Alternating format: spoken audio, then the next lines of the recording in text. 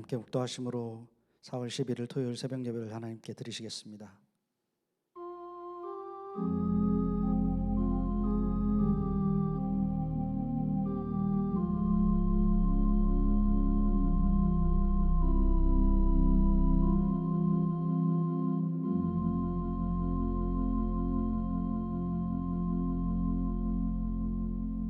좋으신 하나님, 고난 주간을 이렇게 새벽 예배를 드리며 주님 앞에 가까이 가게 하시니 감사합니다.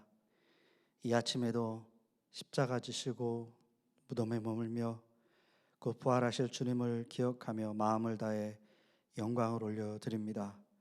우리의 죄를 씻기 위해 그 짐을 기꺼이 짊어지신 우리 주님을 본받아 주님의 뜻을 위해 용기 있게 믿음 지키게 우리 모두를 붙들어 주시옵소서.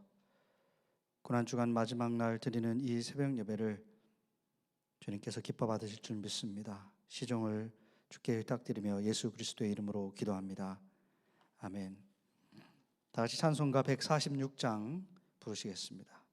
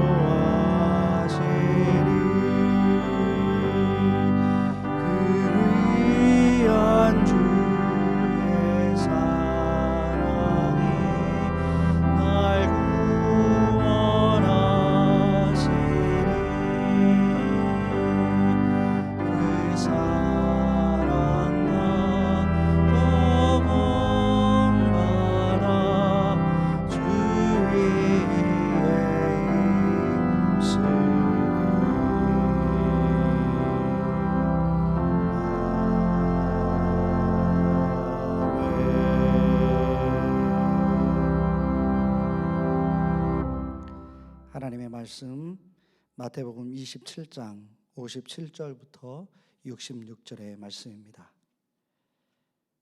마태복음 27장 57절로 66절의 말씀 봉독해 올리겠습니다. 저물었을 때에 아리마대의 부자 요셉이라 하는 사람이 왔으니 그도 예수의 제자라. 빌라도에게 가서 예수의 시체를 달라 하니 이에 빌라도가 내주라 명령하거늘 요셉이 시체를 가져다가 깨끗한 세마포로 싸서 바위 속에 판 자기 새 무덤에 넣어두고 큰 돌을 굴려 무덤 문에 놓고 가니 거기 막달라 마리아와 다른 마리아가 무덤을 향하여 앉았더라. 그 이튿날은 준비일 다음 날이라. 대제사장들과 바리새인들이 함께 빌라도에게 모여 이르되, 주여, 저 속이던 자가 살아 있을 때에 말하되 내가 사흘 후에 다시 살아나리라 한 것을 우리가 기억하노니, 그러므로 명령하여 그 무덤을 사흘까지 굳게 지키게 하소서. 그의 제자들이 와서 시체를 도둑질하여 가고 백성에게 말하되 그가 죽은 자 가운데서 살아났다 하면 후에 속임이 전보다 더 클까 하나이다 하니, 빌라도가 이르되 너에게 경비병이 있으니 가서 힘대로 굳게 지키라 하거늘, 그들이 경비병과 함께 가서 돌을 임봉하고 무덤을 굳게 지키니라. 하나님의 말씀입니다. 할렐루야. 오늘도 새 날을 주신 하나님을 바라보면서 주어진 한 날 감사로 시작하셔서 기쁨이 충만한 날이 되시기를 축원합니다. 이제 오늘까지 이 특별 새벽기도 6번을 우리가 끝나게 됩니다. 그렇지만 다음 주부터 계속해서 우리 새벽 제단을 쌓도록 하겠습니다. 집에 계시지만 새벽 6시에 깨셔서 매일매일 기도로 시작할 때에 그 하루가 더 풍성한 은혜가 넘치는 날이 될 줄로 믿습니다. 자, 오늘은 이제 예수님께서 무덤에 갇히신 날이죠. 예수님께서 돌아가셨을 때에 아리마대 요셉이라고 하는 그 부자 아리마대라고 하는 사람이 예수님의 시신을 받아다가 자기를 위해서 만들어 놨던 새 무덤에 예수님의 시신을 모시는 그런 이야기가 성경에 나옵니다. 그리고 예수님께서는 그곳에 3일 동안 머물러 계시죠. 정확하게 말씀을 드리면 2박 3일을 계신 거잖아요. 금요일 저녁에 시신이 수습이 되어서 주일날 아침에 새벽에 부활을 하신 거니까. 그리고 이제 예수님을 그 무덤 안에 집어넣고 밖에는 큰 돌 덩어리로 그 무덤의 문을 막고 또 경비병까지 지키고 있는 그런 상황입니다. 이 토요일은 조용한 날입니다. 이 고난 주간의 이 한 날 토요일은 아무 일도 일어나지 않는 가장 조용한 날이라고 할 수가 있습니다. 예수님의 사역이 완전히 정지된 날입니다. 저는 이 말씀을 묵상하면서 바로 우리의 상황이 이 토요일의 모습이 아닌가. 모든 것이 정지된 날, 꼼짝하지 못하고 집안에 갇혀 있는 날. 예수님도 우리와 마찬가지로 이 무덤에 갇히신 그러한 시간을 지내셨다고 하는 것입니다. 그러나 우리 예수님은 이러한 상황 속에서도 여전히 영적으로 살아계셔서 일하시는 하나님이신 줄로, 일하시는 분이신 줄로 믿습니다. 우리가 이렇게 꼼짝 못하고 정지되어 있는 상황 속에서도 우리 주님은 우리를 위해서 일하시고 계심을 믿으시기를 바랍니다. 예수님은 지금 육신적으로 무덤에 머물러 계시지만 그 영혼은 자유로우셨을 거예요. 그래서 어떤 사람은요, 예수님이 영혼은 어디 계셨을까? 아마 천국에 가시지 않았을겠는가? 왜냐하면 예수님께서 십자가에 달리셨을 때에 옆에 있는 강도에게 하셨던 그 말씀이 있잖아요. 누가복음 23장 43절에서 오늘 내가 나와 함께 낙원에 있으리라. 예수님께서 죽으시는 그 금요일 저녁, 그 밤에 네가 나와 함께 낙원에 있을 것이다. 그러면 아마 예수님이 그 육신은 무덤에 들어가셨지만 그 영은 하나님과 함께 하나님 나라에서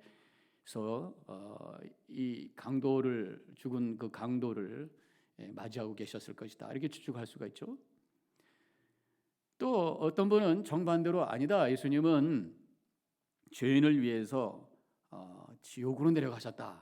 그래서 우리 그 사도신경의 옛날 오리지널 버전에 보면은 예수님께서 지옥까지 내려가셨다라고 하는 그 고백을 하고 있습니다. 물론 우리 한국 사도신경에는 그것을 없앴습니다만은 그 근거가 바로 베드로전서 3장 18절과 19절에 있다고 하는 것이에요.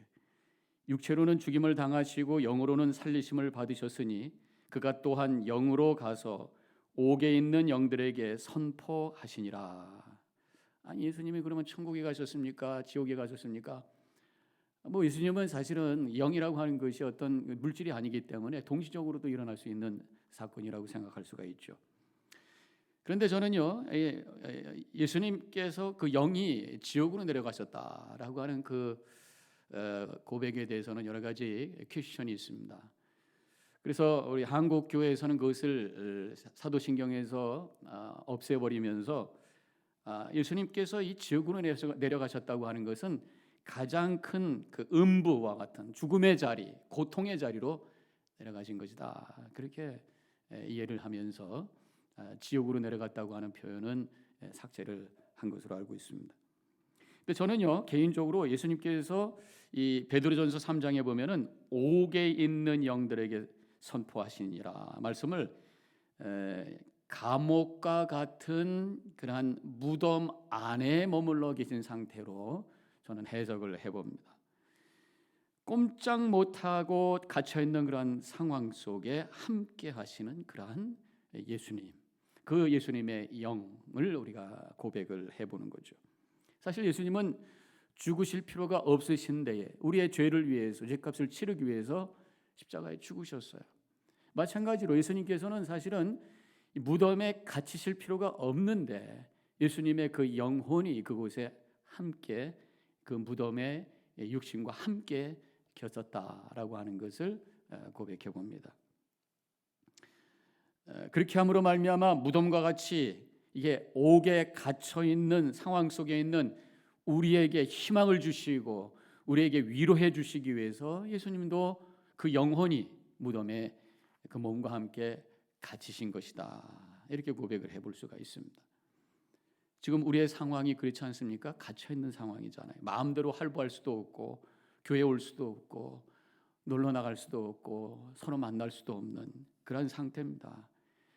바로 무덤에 갇히신, 꼼짝 못하고 그 속에 계신 우리 주님께서 바로 우리가 꼼짝 못하고 갇혀 있는 것 같은 이런 상황 속에 함께 하시고 우리에게 위로하신다고 하는 것을 우리가 경험하는, 깨닫는 이 시간이 되시기를 축원합니다. 제가 개인적으로 전화 신방을 거의 다 했습니다. 물론 직접 통화 못하신 분도 많이 있습니다만은, 그런데 많은 분들의 고백이 굉장히 어렵습니다. 그런데 우리 다 같이 어려우니까요. 그래도 그나마 그것이 위로가 됩니다. 이렇게 고백하시는 분들이 많이 계셨어요. 혼자만 어려우면 굉장히 힘들어요. 근데 그 어려움 속에 동참하는 다른 사람들이 있을 때에 우리는 또 위로받고 견딜만하다는 생각을 하게 됩니다. 그래서 이 어려울 때에 또 혼자 있는 것이 아니라 가족들과 함께 있을 때에 위로를 받게 되죠. 그런데 보면은 또 혼자 사시는 분들이 계시잖아요.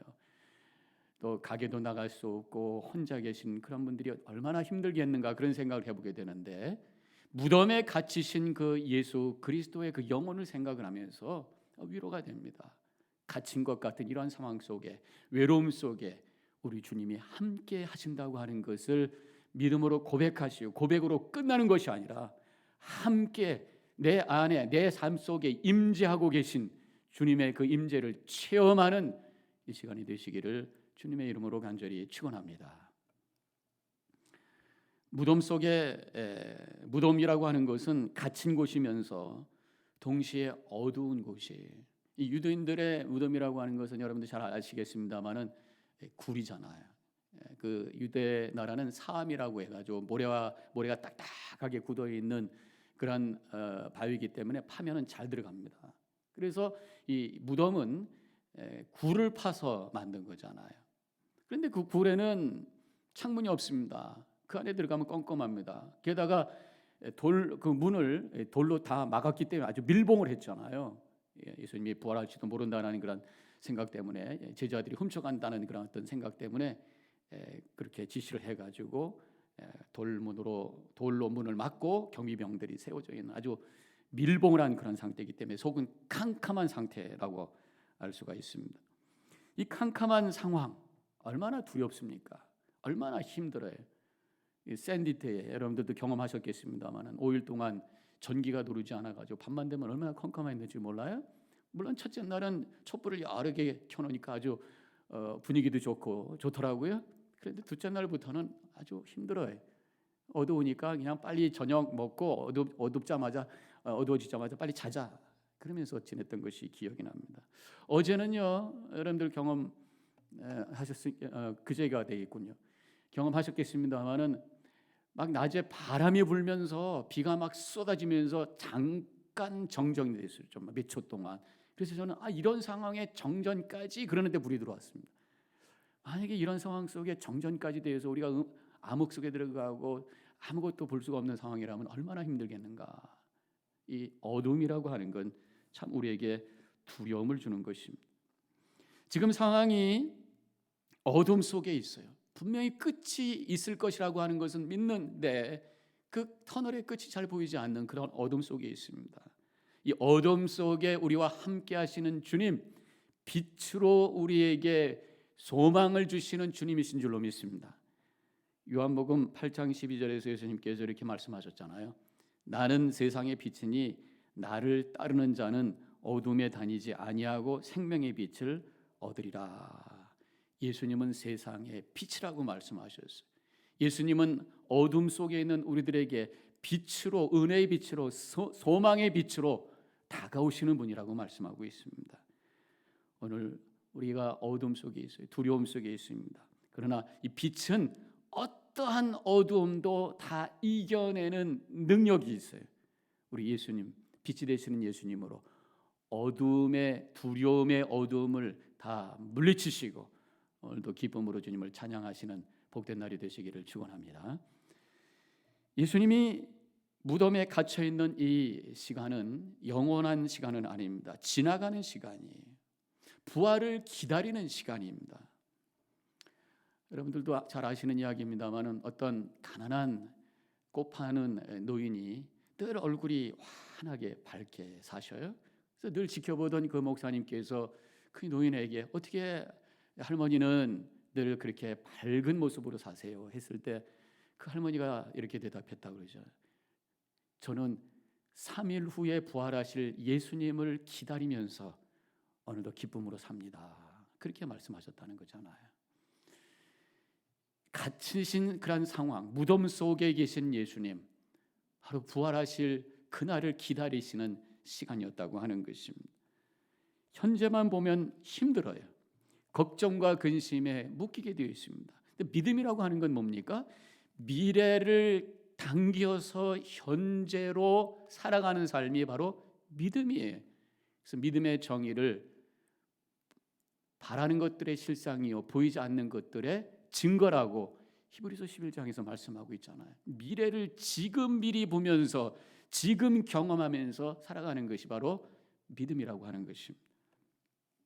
부활을 기다리는 마음으로 모든 것이 회복된 그 모습을 지금부터 바라보면서 오늘 하루도 승리하셔서 부활의 능력이, 부활의 기쁨이 우리 모두에게 충만한 오늘 하루가 되시기를 주님의 이름으로 간절히 축원합니다. 오늘도 믿음 안에 승리하는 밝은 얼굴로 기쁨을 나누는 한 날이 되시기를 바랍니다. 이제 우리 함께 다 같이 기도하겠습니다.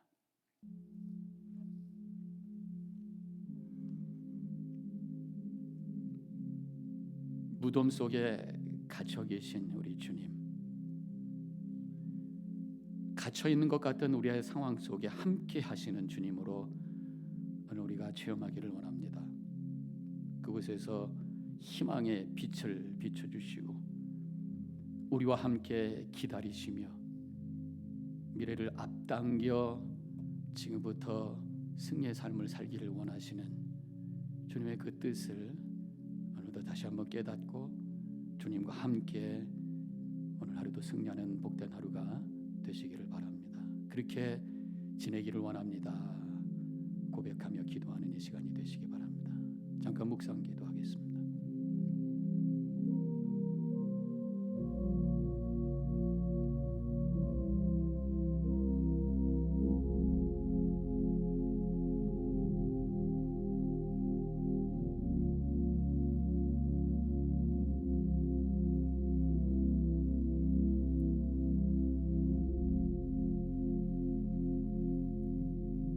예수님께서 무덤에 갇히신 오늘 모든 것이 조용히 모든 것이 멈춘 것 같은 이 상황, 그러나 우리 주님은 그 속에서 우리들에게 위로해 주시고 희망을 주시고 빛을 허락해 주셔서 미래를 바라보며 나아갈 수 있도록 인도하시는 줄로 믿습니다.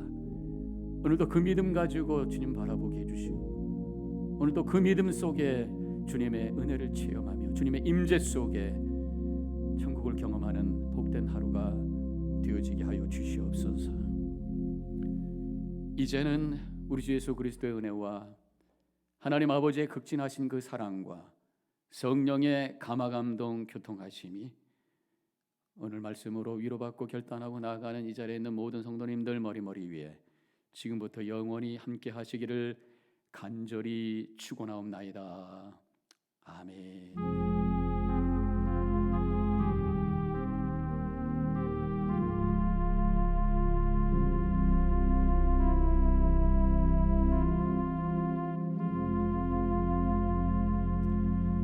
이제 우리 함께 계속해서 그 자리에 머물리셔서 기도하시고 시작하시기 바랍니다. 희망으로 미래를 미리 바라보며 기다릴 수 있는 믿음 허락하여 주옵소서. 전염병 빨리 지나가게 하시고, 아픈 분들, 여러 가지 어려운 가운데 있는 분들 하나님 용기 주시고 위로해 주시고, 성도님들 가정 하나님 돌보아 주시옵소서.